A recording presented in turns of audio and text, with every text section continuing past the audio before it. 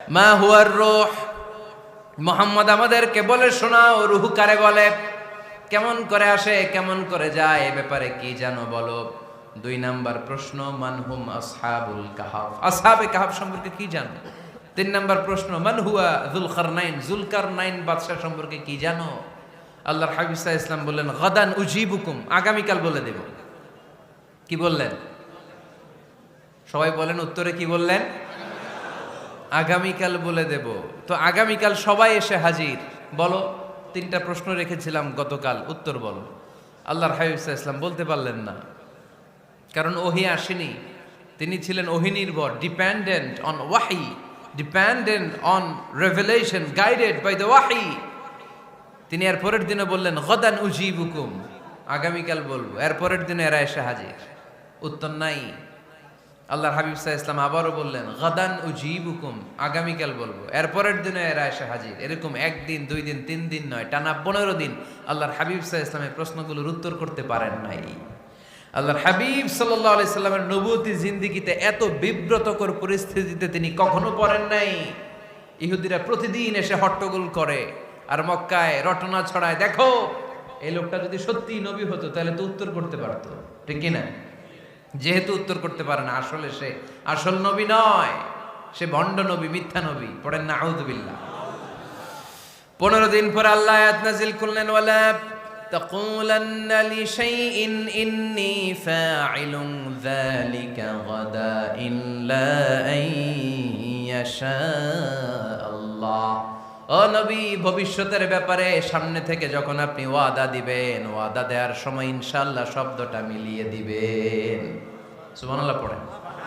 আল্লাহর হাবিব সাল্লাল্লাহু আলাইহি সাল্লামকে শিখানোর মধ্য দিয়ে গোটা উম্মাহকে আল্লাহ শিখাই দিলেন যে ভবিষ্যতের কমিটমেন্ট যখন দিব, প্রমিস যখন দিব, প্রমিস দেওয়ার সময় কি বলবো? কি বলবো? আল্লাহর হাবিব সাল্লাল্লাহু আলাইহি সাল্লাম ইনশাআল্লাহ বলতে ভুলে গিয়েছিলেন। এজন্য 15 দিন, টানা 15 দিন ওহী আসে নাই। আল্লাহর হাবিব সাল্লাল্লাহু আলাইহি সাল্লাম একবার মসজিদে নববীতে ঢুকলেন, ঢুকেই দেখলেন সাহাবারা কথা বলছে। এক সাহাবী বললেন, আমার কাছে তো সবচেয়ে অবাক লাগে যে আল্লাহ তাআলা সর্বপ্রথম যে মানুষকে বানালেন ওনার নাম কি? সবাই পড়েন। তুমি মাটির আদমকে প্রথম সৃষ্টি করিয়া ঘোষণা করিয়া দিলে শ্রেষ্ঠ বলিয়া, তাই তো নূরের ফেরেশতা করে আদমকে সেজদা, ঠিক কিনা? তাই তো নূরের ফেরেশতা করে আদমকে সেজদা, সবার চেয়ে সম্মান দিলে মাটির আদমকে।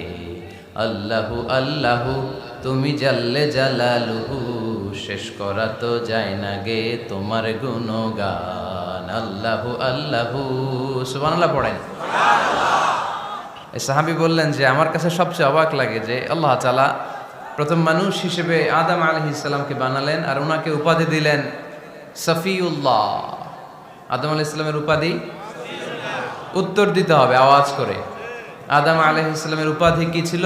সফিউল্লাহ। আল্লাহর হাবিব সাল্লাল্লাহু আলাইহি ওয়াসাল্লাম দূরে দাঁড়িয়ে শুনছেন সাহাবাদের কনভারসেশন। আরেক সাহাবা বললেন, আরে আমার কাছে তো এর চেয়েও বেশি অবাক লাগে যে তিনি মূসা আলাইহিস সালামকে বানিয়েছেন নাজিউল্লাহ। নাজিউল্লাহ, যে আল্লাহর সাথে না যা ইউনাজি, মুনাজাত করে, গোপনে কথা বলে, কালিমুল্লাহ। এটা অবাক লাগে যে আল্লাহ তাআলা কোনো মিডিয়া ছাড়া, ভায়া ছাড়া, মাধ্যম ছাড়া পৃথিবীর একটা মানুষের সাথে সরাসরি কথা বলবেন। আমার কাছে তো ওনার মর্যাদাটা সবচেয়ে বড় মর্যাদা মনে হয়, উনি নাজিউল্লাহ। আরেক সাহাবা বললেন, আমার কাছে তো এর চেয়েও বেশি অবাক লাগে সাইয়েদনা ইব্রাহিম আলাইহিস সালামের ব্যাপারটা, কারণ ওনাকে আল্লাহ তাআলা বানিয়েছেন খলিলুল্লাহ। তাহলে একজনকে পাওয়া গেল সফিউল্লাহ, আরেক নবীকে পাওয়া গেল কালিমুল্লাহ বা নাজিউল্লাহ, আরেক নবীকে পাওয়া গেল খলিলুল্লাহ। এই কনভারসেশন যখন আল্লাহর হাবিব সাল্লাল্লাহু আলাইহি ওয়াসাল্লাম শুনলেন, আল্লাহর হাবিব সাল্লাল্লাহু আলাইহি ওয়াসাল্লাম মসজিদে নববীতে প্রবেশ করে সাহাবাদেরকে বললেন, তোমরা যা বলেছো আমি সব শুনেছি, তোমরা যা বলেছো সব সত্যই বলেছো, ঠিকই বলেছো। আল্লাহ তাআলা একজনকে বানিয়েছেন সফিউল্লাহ, একজনকে বানিয়েছেন খলিলুল্লাহ, একজনকে বানিয়েছেন কালিমুল্লাহ। তবে জেনে রেখো আমি হচ্ছি হাবিবুল্লাহ, আমি Habibullah. The higher status, the highest peak of the status, সবচেয়ে উঁচু স্ট্যাটাস হচ্ছে আমার। খলিলুল্লাহ মানে আল্লাহর বন্ধু, হাবিবুল্লাহ মানে হচ্ছে আল্লাহর বন্ধু, কিন্তু খলিলুল্লাহ এমন বন্ধু যেই বন্ধু আল্লাহকে খুশি করার জন্য কাজ করে। আর হাবিবুল্লাহ হচ্ছে আল্লাহর এমন বন্ধু যেই বন্ধুকে খুশি রাখার জন্য আল্লাহ নিজেই কাজ করে। আল্লাহর হাবিব সাল্লাল্লাহু আলাইহি ওয়াসাল্লাম ছিলেন হাবিবুল্লাহ। চিল্লায় বলেন তিনি কি ছিলেন? হাবিবুল্লাহ। এত মর্যাদা, এত সম্মান, এত স্ট্যাটাস গোটা বিশ্বের দ্বিতীয় কারো আছে? আল্লাহর হাবিব সাল্লাল্লাহু আলাইহি ওয়াসাল্লামের নুরানি চেহারার মতো চেহারা পৃথিবীর অন্য কারো আছে? কোন দিক দিয়ে আল্লাহর হাবিবের সাথে কোনো মানুষের কোনো ধরনের কম্প্যারিজন, তুলনা চলতে পারে না। Whether it's the fitness, whether it's the skin colour, whether it's the sound, whether it's the status, he is out of any kind of comparison. তিনি সব ধরনের তুলনার ঊর্ধ্বে। As a father, as a teacher, as a commander, as a lawgiver, as a lawmaker, as a reformer of the society, Muhammad is the superman of the world. সুবহানাল্লাহ পড়তে পারলেন না?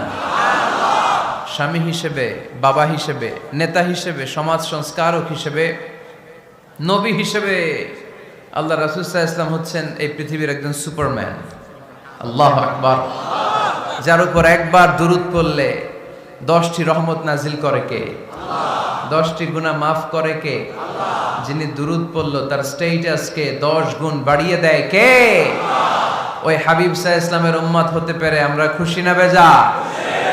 আমরা আল্লাহর রাসূল সাল্লাল্লাহু আলাইহি ওয়াসাল্লামকে আজকে জানার চেষ্টা করব কোরআনের আলোকে। ইনশাআল্লাহ পড়েন। আল্লাহর হাবিব সাল্লাল্লাহু আলাইহি ওয়াসাল্লাম এতটাই মর্যাদার অধিকারী, ওনার স্ট্যাটাস এত হাই, উনি যদি ওনার মুখ দিয়ে কখনো বলেছেন ইয়েস, ওটা শরীয়তেও ইয়েস। উনি যদি মুখ ফসকে কখনো বলেছেন নো, মানে না, এটা শরীয়তেও না। তার মানে উনি হ্যাঁ বললে এটা হালাল হয়ে যায়, উনি না বললে এটা হারাম হয়ে যায়। উনি আঙ্গুল তুললে চাঁদ ভেঙে 2 ভাগ হয়ে যায়। উনি জমিন থেকে পা উপরে উঠালে আল্লাহর আরশের দিকে মেরাজে চলে যায়। উনি এমন নবী, উনারে বাদ দিলে ইসলাম থাকে না, থাকে? উনি এমন রাসূল, উনারে বাদ দিলে কোরআন বোঝা যায় না, কারণ কোরআন ওনার উপর নাজিল করেছে কে? আল্লাহ। উনি এমন হাবিব যাকে বাদ দিলে হাদিস বোঝা যায় না, কারণ এই হাদিস হচ্ছে এই প্রিয় নবীর মুখনিসৃত বাণী, ঠিক কি না? উনি এমন রাসূল যাকে বাদ দিলে সালাত বোঝা যায় না, কারণ সালাত কেমন করে পড়তে হয়, আদায় করতে হয় বিশ্বনবী হাতে কলমে শিক্ষা দিয়েছেন, ঠিক কি না? এক সাহাবী সালাত পড়ছিলেন, সালাত পড়ে আল্লাহর হাবিব সাল্লাল্লাহু আলাইহি ওয়াসাল্লামের কাছে আসলেন। আল্লাহ রাসূল বললেন সাল্লি ফা ইন্নাকা লাম তুসাল্লি, repeat your salah because you didn't offer your salah in a correct way. আবার নামাজ পড়া হয় নাই। সাহাবী যে আবার পড়লেন, আবার আসলেন, আল্লাহর হাবিব বললেন আবার পড়ো, হয় নাই। সাহাবী পরে আসলেন, আল্লাহর হাবিব বললেন সাল্লি ফা ইন্নাকা লাম তুসাল্লি, আবার নামাজ পড়া হয় নাই। এবার সাহাবী এসে কেঁদে দিলেন, এসে বললেন ইয়া রাসূলুল্লাহ, এর চেয়ে ভালো তো আমি পড়তে পারি না। আল্লাহর হাবিব জড়িয়ে ধরলেন আর বললেন আসো শিখিয়ে দেই কেমন করে সালাত পড়বে।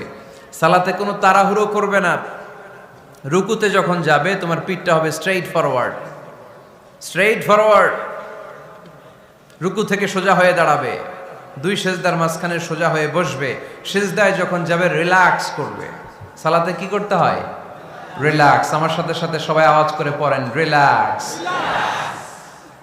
সালাতে রিল্যাক্স করবেন, আপনি তাড়াহুড়ো করতে পারবেন না। আল্লাহর হাবিব সাল্লাল্লাহু আলাইহি ওয়াসাল্লাম শিখালেন কিভাবে সালাত পড়তে হয়। তার মানে এই নবীরে বাদ দিলে সালাত বোঝা যায় না, এই নবীকে বাদ দিলে সিয়াম বোঝা যায় না। সিয়াম কেমন করে পালন করতে হয় এই নবী শিখিয়েছেন। এই নবীকে বাদ দিলে হজ বোঝা যায় না, কারণ এই হাবিব বলেছেন খুযু আন্নী মানাসিকাকুম, কেমন করে হজ করতে হয় আমার কাছ থেকে শিখে নাও। এ নবী এমন নবী, এ নবীরে বাদ দিলে জান্নাতে যাওয়া যায় না, ঠিক কি না? এজন্য এই হাবিবরে বাদ দেয়া যাবে? আল্লাহর হাবিবের চাইতে শ্রেষ্ঠ কাউরে পাওয়া যাবে? আমার নবীর চাইতে বিশ্বস্ত কেউ আছে? সে কোন বন্ধু বলো বেশি বিশ্বস্ত, সে কোন বন্ধু বলো বড় বিশ্বস্ত,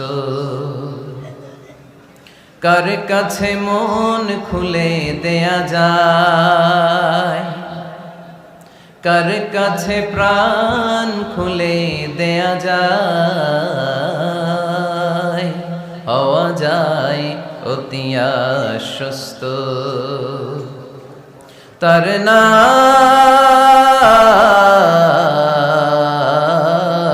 আহমদ বড় বিশ্বস্ত। সুবহানাল্লাহ। ওনার চাইতে বিশ্বস্ত গোটা দুনিয়ায় দ্বিতীয় কাউকে খুঁজে পাওয়া যাবে। এজন্য উনি যা নিয়ে এসেছেন ওইটাই আমাদেরকে ধরতে হবে, because he is our model. তিনি আমাদের সেলিব্রিটি, তিনি আমাদের মডেল। তিনি যেমন যেমন করেছেন তেমন তেমন করলে লাভ না লস? আওয়াজ করে বলতে হবে, লাভ না লস?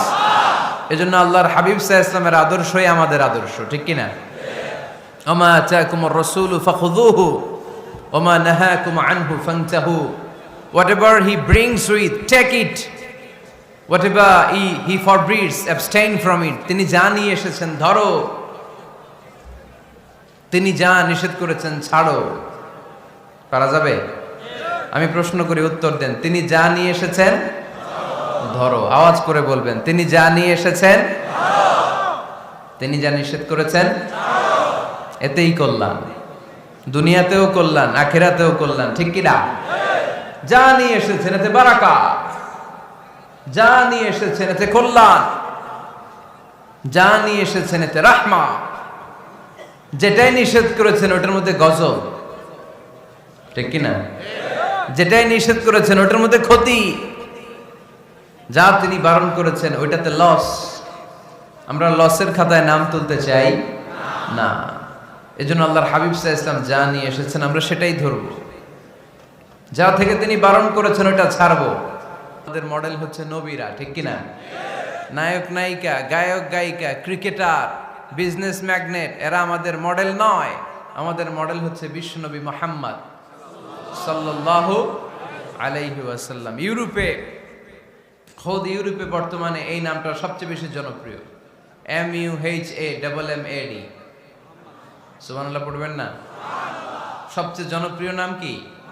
মুহাম্মদ। কারণ ইউরোপের ইয়াং সোসাইটির, মুসলিম ইয়াং সোসাইটির ছেলেরা এমনভাবে তারা দাওয়াতি কাজ করতে শুরু করেছে, বিষ্ণু ঈসা ইসলামের নামটা গোটা ইউরোপ জুড়ে ছড়িয়ে পড়েছে। কিছু ছেলে ক্লিনলিনেস অ্যাওয়ারনেস ক্যাম্পেইন করেছে, পরিচ্ছন্নতা অভিযান।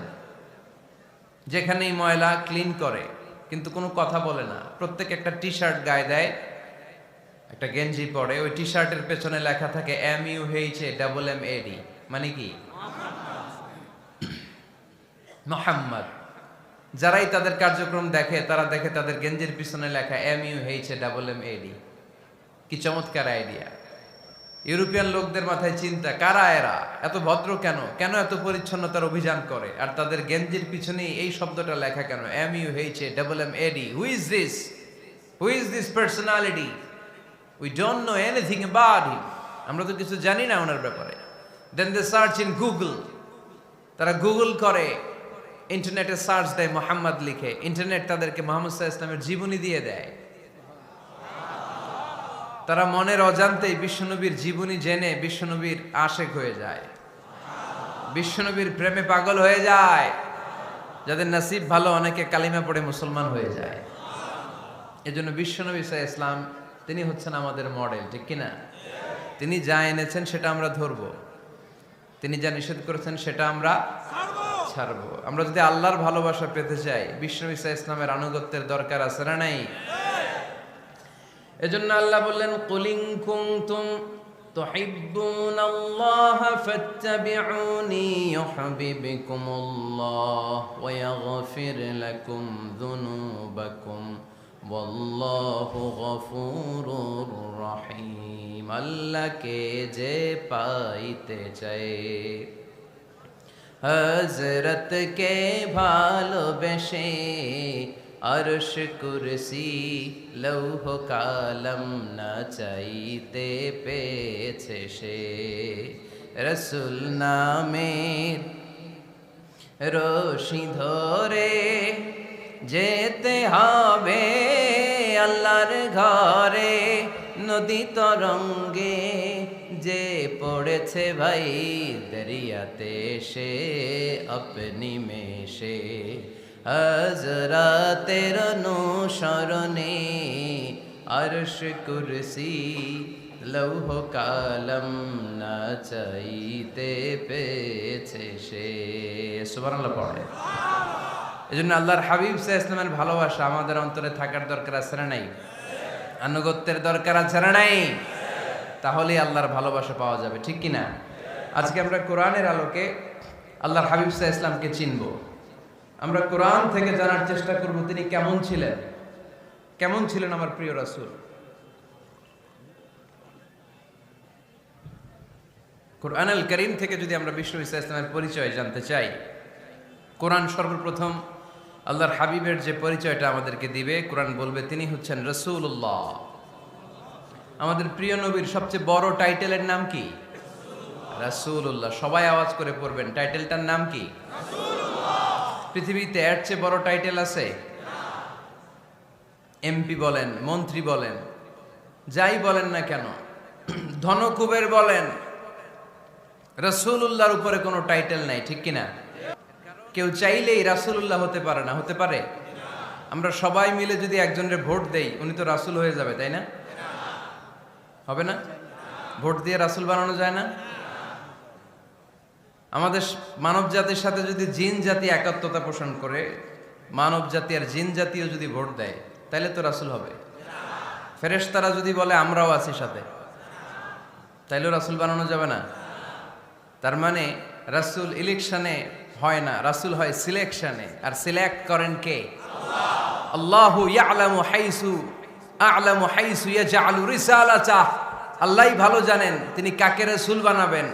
এজন্য চাইলেই রাসূল হওয়া যায় না, ভোট দিয়ে রাসূল বানানো যায় না। রাসূল সিলেক্ট করেন একজন, চিল্লায় বলেন তিনি কে? আল্লাহ।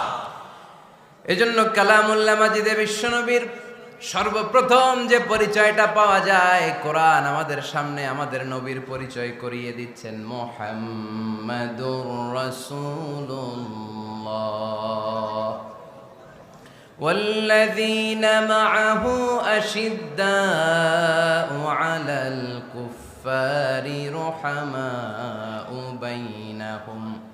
কোরআন সর্বপ্রথম বিশ্বনবীর পরিচয় আমাদের সামনে তুলে ধরলেন আর বলল, কোরআন আমাদেরকে জানিয়ে দিল আমাদের প্রিয় নবীর প্রথম টাইটেল হলো তিনি হলেন রাসূলুল্লাহ সাল্লাল্লাহু আলাইহি ওয়াসাল্লাম। তাহলে আল্লাহর হাবিব সাল্লাল্লাহু আলাইহি ওয়াসাল্লামের প্রথম পরিচয় রাসূলুল্লাহ। আওয়াজ করে বলেন তো প্রথম পরিচয় কি? রাসূলুল্লাহ। তিনি আল্লাহর বার্তাবাহক, আল্লাহ তাআলার পক্ষ থেকে বাণীবাহকের কাজ তিনি করেন। কিন্তু আমার নবী এতটাই বিনয়ী ছিলেন, এতটাই হাম্বল ছিলেন, আউট অফ হাম্বলনেস তিনি নিজেকে রাসূল বলে পরিচয় করে দেওয়ার আগে তিনি নিজেকে আল্লাহর দাস বা গোলাম বলে পরিচয় দিতেন। পড়েন সুবহানাল্লাহ। বিনয়ের কারণে তিনি বলতেন, ইন্নী আব্দুল্লাহি ওয়া রাসূলুহু, নিশ্চয় আমি আল্লাহর দাস, নিশ্চয় আমি আল্লাহর গোলাম, তারপর আমি আল্লাহর রাসূল। আল্লাহর হাবিব যখন আল্লাহর কাছে দোয়া করতেন, আল্লাহর হাবিব বলতেন, আল্লাহুম্মা ইন্নী আবদুক ওয়া ইবনু আবদিক ওয়া ইবনু আমাতিক নাসিয়াতি বিয়াদিক। আল্লাহর হাবিব বলছেন, আল্লাহ আমি আপনার গোলাম, শুধু আমি আপনার গোলাম নই, আমি গোলামের ঘরের গোলাম। আল্লাহু আকবার। আমার বাবা আব্দুল্লাহ আপনার গোলাম, আমার দাদা আব্দুল মুত্তালিব আপনার গোলাম, আমার দাদার বাবা তিনিও আপনার গোলাম, আমার মা হলো আপনার বান্দি। সুবহানাল্লাহ পড়েন। তাহলে তিনি রাসূল হওয়ার পরেও তিনি নিজেকে গোলাম বলে পরিচয় দিতেন, দাস বলে পরিচয় দিতেন। আমরাও যখন সালাতে তাশাহুদে পড়ি, আশহাদু আল্লা ইলাহা ইল্লাল্লাহ ওয়া আশহাদু আন্না মুহাম্মাদান আবদুহু ওয়া রাসূলুহু, তিনি আল্লাহর আবদ, তিনি আল্লাহর দাস, তারপরে তিনি আল্লাহর রাসূল। বিনয়ের কারণে আল্লাহর হাবিব সাল্লাল্লাহু আলাইহি ওয়াসাল্লাম পরে রাসূল হিসেবে পরিচয়টা পেশ করতেন। আগে বলতেন আমি আল্লাহর গোলাম, আমি আল্লাহর। তিনি দোয়া করতেন, আল্লাহ আমি আপনার গোলাম, গোলামের ঘরের গোলাম, বান্দির ঘরের গোলাম। আল্লাহ আমার মাথার চুলের ঝুঁটি আপনার হাতের মুঠোয়, আপনি যেদিকে টান দিবেন আমি ওদিকে যেতে বাধ্য। আপনি ডানে টানলে আমি ডানে যাই, আপনি বায়ে টানলে আমি বায়ে যাই, যেখানে নেবেন আমি ওখানেই যেতে বাধ্য, ঠিক কি না? আউট অফ হাম্বলনেস, বিনয়ের কারণে। কি বিনয়ী ছিলেন বিষ্ণু ঈসা আলাইহিস সালাম। তিনি আল্লাহর রাসূল, তারপরেও তিনি পরিচয় দিতেন, আল্লাহ আমি আপনার গোলাম। আওয়াজ করে পড়েন সুবহানাল্লাহ। তাহলে প্রথম যে পরিচয় কোরআন আমাদেরকে দিল সেটা হচ্ছে আমাদের প্রিয় নবী ছিলেন রাসূলুল্লাহ। আওয়াজ করে বলেন পরিচয়টা কি? এর চেয়ে বড় পরিচয় হতে পারে? হতে পারে? দ্বিতীয় পর্যায়ে কোরআন আমাদেরকে জানাচ্ছে যে তিনি শুধু রাসূলুল্লাহই নয়, তিনি শুধু আল্লাহর রাসূলই নন, তিনি হচ্ছেন শেষ রাসূল, তিনি হচ্ছেন শেষ নবী, তিনি খাতামুন নবিয়্যিন। ওনার পরে আর কোন নবী আসবে? চিল্লায় বলেন। এই হায়দারগঞ্জের একজন যদি ঘোষণা দেয় আমি নবী, কি করবেন? ওই একজন কয় মায়ের কারে কয়, হ্যাঁ কি করবেন আপনারা? কি করবা? মায়ের আইজো মায়ের কাইলো মায়ের, মায়ের উপরে ওষুধ নাই, ঠিক কিনা? আল্লাহর হাবিব সাল্লাল্লাহু আলাইহি ওয়াসাল্লাম তিনি ছিলেন শেষ রাসূল। সাইয়েদনা আদম আলাইহিস সালাম থেকে শুরু করে ঈসা আলাইহিস সালাম পর্যন্ত এই যে নবী আসার যে চেইন, এই ধারাবাহিকতা, বিশ্বনবীকে এই দুনিয়াতে পাঠিয়ে ওই চেইনকে আল্লাহ পরিপূর্ণ করে দিলেন। চিল্লায়ে পড়েন আল্লাহু আকবার। এজন্য কোরআন আমাদেরকে বলে মা কানা মুহাম্মাদুন আবা আহাদিম মির রিজালিকুম ওয়ালাকিন রাসূলুল্লাহি ওয়া খাতামান নাবিয়্যিন। মুহাম্মদ তোমাদের কোন ছেলেদের পিতা নয়, পুরুষের পিতা নন, তিনি হলেন আল্লাহর রাসূল, তিনি হলেন শেষ নবী, তারপরে কোন নবী হবে না, ঠিক কি না? এজন্য আল্লাহর হাবিব বলতেন লা নবিয়্যা বা'দি, আমার পরে কোনো নবী নাই, ওয়ালা রাসূলা, আমার পরে কোনো রাসূলও নাই। তবে লাউ কানা বা'দি নবিয়্যুন লাকানা উমর, তবে আমার পরে যদি নবী হওয়ার যোগ্যতা কারো মধ্যে থাকে, আমার কলিজার টুকরা সাহাবা ওমরের সেই যোগ্যতা আছে। প্রভু তুমি বলেছ রাসূল দেবে না, বলনি দেবে না ওমর, বলনি দেবে না হামজা তারি, খালিদ বিজয় সমর। প্রভু তুমি বলেছ রাসূল দেবে না, বলনি দেবে না ওমর, বলনি দেবে না হামজা তারি, খালিদ বিজয় সমর। প্রভু তুমি বলেছ রাসূল দেবে না, ঠিক কি না? আল্লাহর হাবিব বললেন আমার পরে কোনো নবী নাই, আমার পরে কোনো রাসূল নাই, তবে আমার পরে যদি নবী হওয়ার যোগ্যতা কারো থাকে, ওমরের সেই যোগ্যতা আছে। সুবহানাল্লাহ পড়েন। আল্লাহর হাবিব সাল্লাল্লাহু আলাইহি ওয়াসাল্লামের জামানায় এক লোক নবুয়তি দাবি করেছিল, ওর নাম ছিল মুসাইলামা। নাম কি ছিল? নাম শুনছেন না আপনারা? এসে নবুয়তির দাবি করে বলে ইয়া মুহাম্মদ আন-নবুওয়াতু নিসফুন লাকা ওয়া নিসফুন লি, নবুয়ত তোমার অর্ধেক আমার অর্ধেক, আমার অর্ধেকটা আমারে বুঝায় দাও। নাউজুবিল্লাহ পড়বেন না? আল্লাহর হাবিব বললেন কি নাম তোর? এই বেয়াদবটা বলল আমার নাম মুসাইলামা। আল্লাহর হাবিব বললেন আজ থেকে তুই শুধু মুসাইলামা নয়, আজ থেকে তুই মুসাইলামাতুল কাযযাব, মিথ্যাবাদী ভণ্ড মুসাইলামা, ঠিক কি না? এই বেয়াদবটা বিশ্বনবীকে কপি করত। আমার নবী যেমন যেমন করতেন ও তেমন তেমন করত। আল্লাহর হাবিব সাল্লাল্লাহু আলাইহি ওয়াসাল্লাম মদিনার নবজাতক শিশুদের মাথায় হাত বুলিয়ে দিলে বাচ্চাদের মাথার চুল বড় হয়ে যেত। এই বেয়াদবটাও কপি করে অনুকরণ করে তার এলাকায় নবজাতক বাচ্চাদের মাথায় হাত বুলিয়ে দিত, কিন্তু চুল বড় হওয়া তো দূরের কথা, যেই বাচ্চার মাথার তালুর মধ্যে এই বেয়াদবের হাত লাগছে ওই বাচ্চাগুলোর মাথা আজীবন ছিল টাক মাথা, কোনো চুলই গজায় নাই। আল্লাহর হাবিব সাল্লাল্লাহু আলাইহি ওয়াসাল্লাম লোনা পানির কুয়ার ভেতরে কুলি করে ফেলে দিলে ওই কুয়ার পানি মিঠা পানির কুয়ায় পরিণত হয়ে যেত। আর এই বেয়াদব মিঠা পানির কুয়ার মধ্যে কুলি ফেললে ওটা লোনা পানির কুয়া হয়ে যেত। আল্লাহর হাবিব সাল্লাল্লাহু আলাইহি ওয়াসাল্লাম দোয়া পড়ে গাছের মধ্যে ফু দিলে গাছের ফলনে বাম্পার ফলন হতো, আর এই বেয়াদব কোন গাছের মধ্যে ধরলে মুহূর্তের মধ্যে ওই গাছ মরে যেত। তার মানে নবীর সাথে বেয়াদবি করেছে, ঠিক কিনা? আল্লাহর হাবিব সাল্লাল্লাহু আলাইহি ওয়াসাল্লামের পরে আর কোন নবী আছে?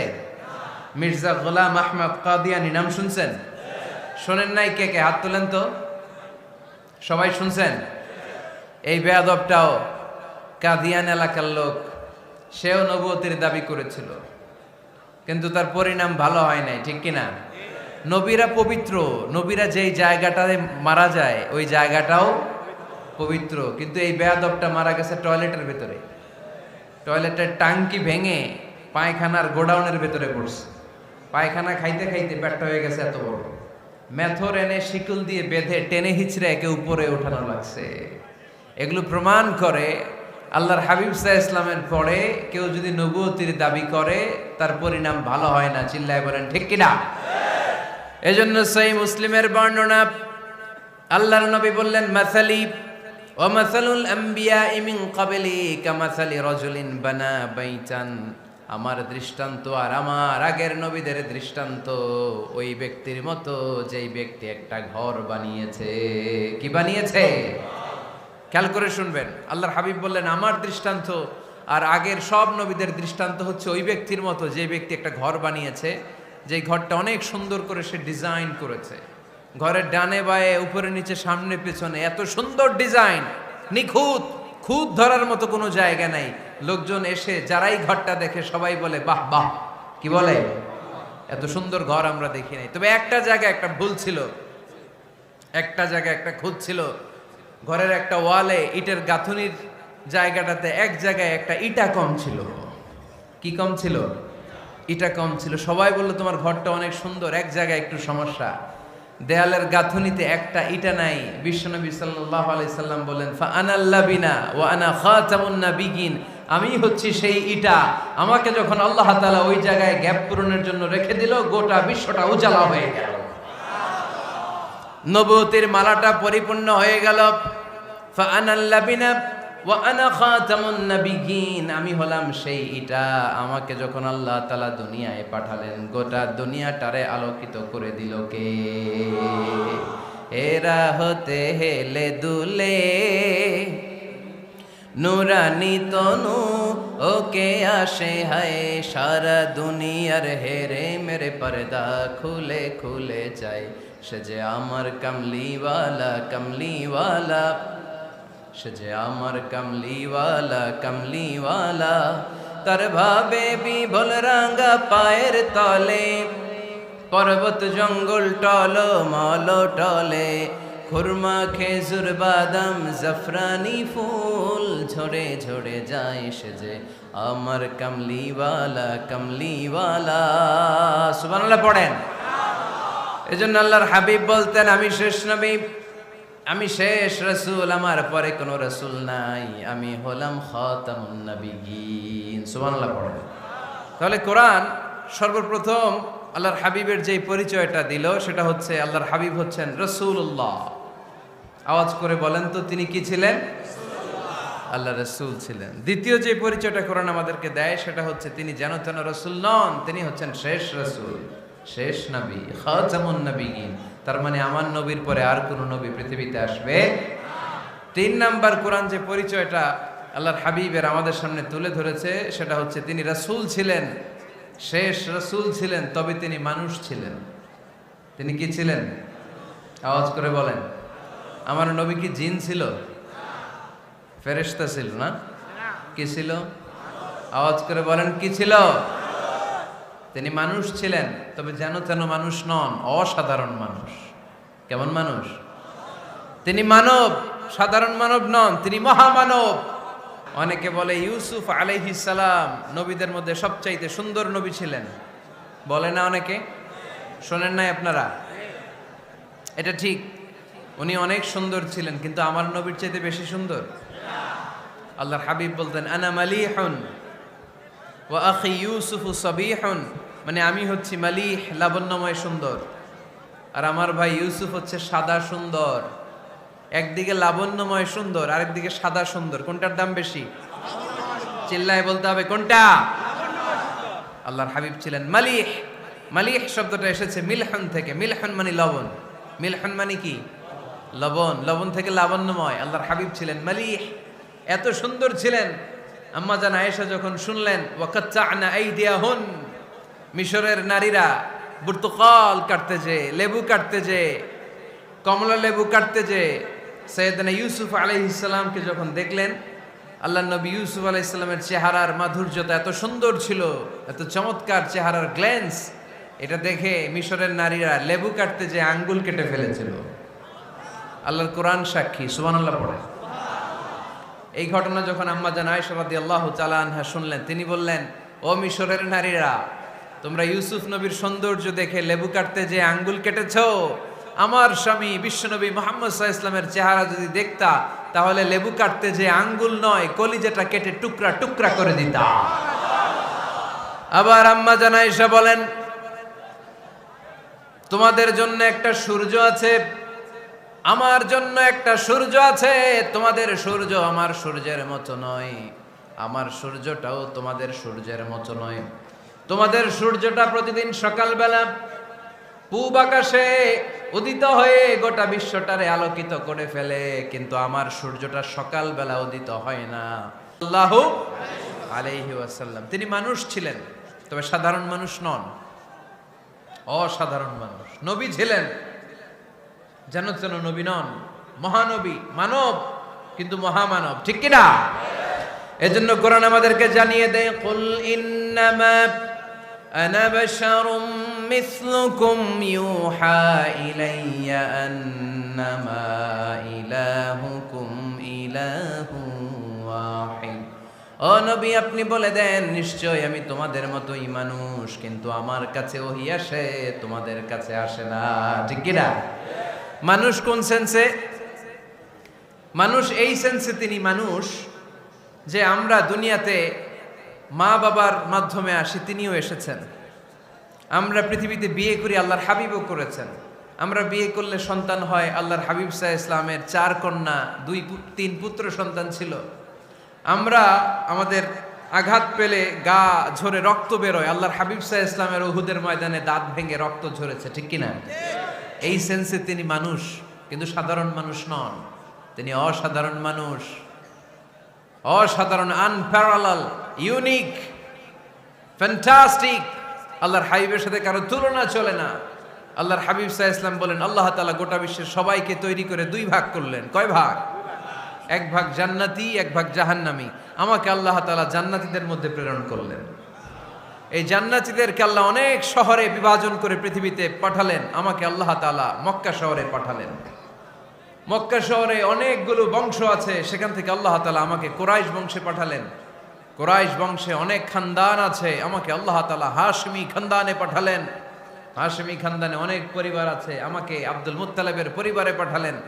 আব্দুল মুত্তালিবের পরিবারে অনেক সদস্য আছে, এই সব সদস্য বৃন্দদের মধ্য থেকে আমাকে শ্রেষ্ঠ মানুষ করে তিনি দুনিয়ায় পাঠালেন।